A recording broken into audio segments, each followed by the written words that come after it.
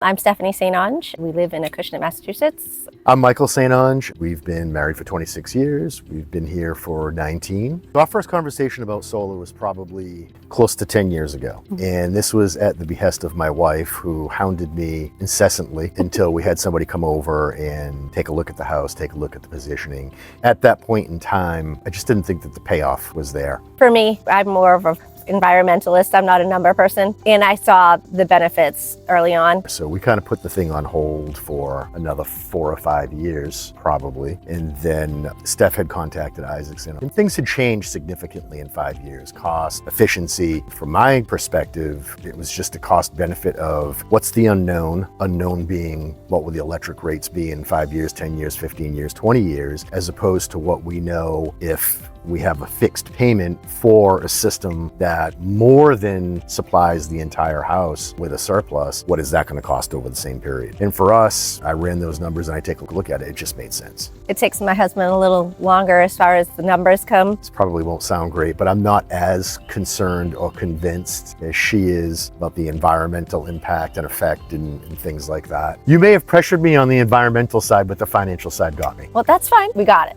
Once his decision was made, because mine was already made, it wasn't long after that before the ball got rolling. We were concerned about the aesthetic of it, and it looked even better than what I expected. The way that they designed it and the way they installed it really helped complete the house. It didn't look like an add-on. They just did a real good job of making sure that when it was done, it looked and performed the way that it should. I quickly realized it was producing more than what I thought it was going to produce. The net difference was bigger than what I thought it was going to be. Probably for the first 3 years, we had a surplus every single month. We began to build a credit with Eversource. So in 4 years, we've had 1 month where we used more than we actually produced. But other than that, we've been producing a surplus. And quite honestly, I've been coming up with creative ways to use the surplus. So we started using a little bit of electric heat in the winter.